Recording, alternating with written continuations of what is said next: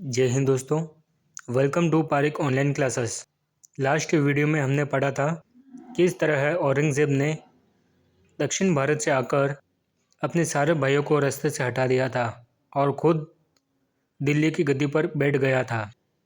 तो आज की इस वीडियो में हम औरंगज़ेब के बारे में बात करेंगे। दोस्तों, औरंगज़ेब के बारे में हम दो पार्ट के अंदर पढ़ेंगे, पार्ट ए और पार्ट बी। पार्ट ए के अंदर हम औरंगज़ेब का जो रोल उत्तर भारत में था उसके बारे में पढ़ेंगे और पार्ट बी के अंदर औरंगज़ेब का रोल दक्षिण भारत में क्या था, यानी कि औरंगज़ेब वर्सेस छत्रपति शिवाजी। तो चलिए आज का वीडियो हम शुरू करते हैं। पार्ट ए, इसके अंतर्गत हम 5 से 6 पॉइंट को कवर करेंगे, जैसे कि औरंगज़ेब का जन्म एवं उसके परिवार के बारे में। पॉइंट नंबर 2 में हम पढ़ेंगे किस तरह से औरंगज़ेब ने दिल्ली की गद्दी हासिल की थी। पॉइंट नंबर 3 में हम पढ़ेंगे औरंगज़ेब बादशाह बनने के बाद कौन कौन सी उपाधि धारण करता है। पॉइंट नंबर 4 में हम पढ़ेंगे बादशाह बनने के बाद औरंगज़ेब ने कौन कौन से कर हटाए थे और कौन कौन से कर लागू किए थे। पॉइंट नंबर 4 में हम पढ़ेंगे औरंगज़ेब ने किन किन चीज़ों पर प्रतिबंध लगा दिया था। और पॉइंट नंबर 6 में हम पढ़ेंगे औरंगज़ेब ने किस तरह से सिखों के 9वें गुरु तेग बहादुर को जान से मार दिया था। तो शुरू करते हैं। पॉइंट नंबर 1, औरंगज़ेब का जन्म एवं उसके परिवार के बारे में जानकारी। औरंगज़ेब का जन्म गुजरात में सन 1616 में हुआ था। इसके पिताजी का नाम शाहजहाँ या फिर खुर्रम था और माँ का नाम अर्जुमंद बानो बेगम था, जिसका दूसरा नाम था मुमताज़। औरंगज़ेब की पत्नी थी, उसका नाम था दिलरास बानो बेगम, जिसका दूसरा नाम था रबिया दुर्रानी। औरंगज़ेब के 4 पुत्र भी थे, कामबख्श, मौज़म, आज़म और शहज़ादा अकबर, जिसने खुद को दक्षिण भारत का बादशाह घोषित कर दिया था और औरंगज़ेब के खिलाफ बगावत भी कर दी थी। अब हम पढ़ेंगे पॉइंट नंबर 2 के बारे में। सन 1659 के अंदर औरंगज़ेब ने मारवाड़ के राजा राव जसवंत सिंह से कहकर अपने भाई दारा शिकोह को अफ़गानिस्तान से बुला लिया था और अजमेर के निकट देवराई या फिर दोराई नामक स्थान पर धोखे से गिरफ्तार करके उसे मौत के घाट उतार दिया था और फिर खुद को दिल्ली का बादशाह घोषित कर दिया था सन 1659 के अंदर। हालांकि समूहगढ़ के बाद औरंगज़ेब ने खुद को पहले से ही दिल्ली का बादशाह घोषित कर दिया था, लेकिन आखिरी में उसका एक भाई बचा था, उसे भी मौत के घाट उतार कर औरंगज़ेब ने दोबारा अपना राज्य अभिषेक किया था। तो मुग़ल काल में कुछ ऐसे बादशाह थे जिन्होंने दो बार अपना राज्य अभिषेक करवाया था, जैसे कि बादशाह अकबर, जो पंजाब में एक बार खुद को बादशाह घोषित कर देता है और फिर अकबर और उसका सेनापति बैराम खान मिलकर हेमचंद्र विक्रमादित्य को मौत के घाट उतार कर फिर से बादशाह अकबर खुद को बादशाह घोषित कर देता है। दूसरा बादशाह था हुमायूं, जो 1630 के अंदर एक बार खुद को बादशाह घोषित कर देता है और फिर कुछ समय के लिए दिल्ली पर शेर खान का राज हो जाता है। और जब हुमायूं दोबारा दिल्ली पर कब्जा करता है तब दोबारा अपना राज्याभिषेक करता है। और तीसरा था औरंगज़ेब, जिसने 1658 और 1659 के अंदर खुद को दिल्ली का बादशाह घोषित कर दिया था, यानी कि इन तीनों ने ही खुद को दो बार दिल्ली का बादशाह बनाया था। अब दोस्तों हम पढ़ेंगे पॉइंट नंबर 3।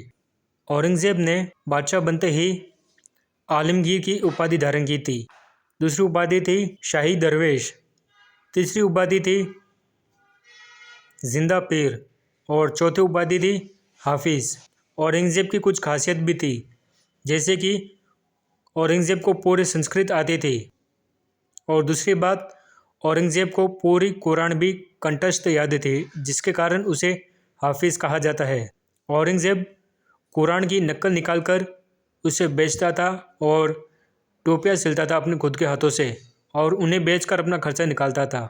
अब पॉइंट नंबर 4, औरंगज़ेब ने 80 प्रकार के टैक्स जो थे उस समय जो चालू थे उन सबको हटा दिया था और केवल 2 से 3 प्रकार के ही टैक्स लगाए थे अपनी जनता पर। एक तो था सीमा शुल्क, जो मुस्लिम प्रजा से लिया जाता था कम से कम 2.5%, और जो गैर मुस्लिम थे यानी कि सिख हो गए या फिर हिंदू हो गए उनसे लिया जाता था कम से कम 4 से 5%। दूसरा टैक्स औरंगज़ेब ने जजिया कर लगाया था। जजिया कर वही था जिसने बादशाह अकबर ने बंद कर दिया था और औरंगज़ेब ने जजिया कर को दोबारा शुरू कर दिया था। पॉइंट नंबर 5, औरंगज़ेब ने किन किन चीज़ों पर प्रतिबंध लगाया था। तो औरंगज़ेब ने सबसे पहले दिवाली एवं होली पर रोक लगा दी थी कि यह त्यौहार कभी भी सार्वजनिक स्थान पर नहीं मनाया जाएगा। दूसरा रोक औरंगज़ेब ने लगाया था ताज़िया या फिर मोहर्रम पर। तीसरा रोक औरंगज़ेब ने लगाया था वेश्याओं पर। और फिर चित्रकला और इतिहास लेखन पर भी औरंगज़ेब ने प्रतिबंध लगा दिया था। औरंगज़ेब ने तंबाकू की खेती पर ही रोक लगा दिया था, जबकि औरंगज़ेब का दादा यानी कि सलीम ने तंबाकू के प्रयोग पर रोक लगा दिया था। मगर सलीम ने कहा था कि अगर तंबाकू पर दवाई के लिए कोई प्रयोग किया जाता है तब तक ठीक है, लेकिन इसका कोई भी सेवन नहीं करेगा। लेकिन औरंगज़ेब ने तंबाकू की खेती पर ही रोक लगा दिया था। इसके साथ भांग, अफीम और कई प्रकार की जो नशीली चीज़ें थी इन सब पर औरंगज़ेब ने प्रतिबंध लगा दिया था।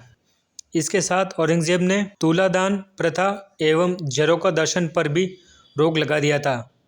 तुलादान, झरोखा दर्शन और इसके साथ सजदा एवं बाईपोश, ये चारों चीज़ें अकबर ने शुरू की थी। सजदा एवं बाईपोश पर शाहजहाँ ने ही रोक लगा दी थी, लेकिन औरंगज़ेब ने तुलादान एवं झरोखा दर्शन पर भी रोक लगा दी थी। इसके साथ औरंगज़ेब ने सती प्रथा पर भी रोक लगा दी थी। दोस्तों, अब हम पढ़ेंगे छठा पॉइंट। सन 1675 के अंदर औरंगज़ेब ने सिखों के 9वें गुरु तेग बहादुर पर दबाव डाला था कि वह इस्लाम धर्म कबूल कर ले, मगर सिखों के 9वें गुरु तेग बहादुर ने यह स्वीकार नहीं किया और औरंगज़ेब की सेना से भिड़ गए। 1675 के अंदर एक तरफ थी औरंगज़ेब की सेना और दूसरी तरफ थे खुद गुरु तेग बहादुर। इन दोनों के बीच भयंकर युद्ध छिड़ता है और इस युद्ध के अंदर गुरु तेग बहादुर ने अपने पूरे परिवार की बलि दे दी थी और इसके साथ औरंगज़ेब की सेना ने गुरु तेग बहादुर का सर काट दिया था।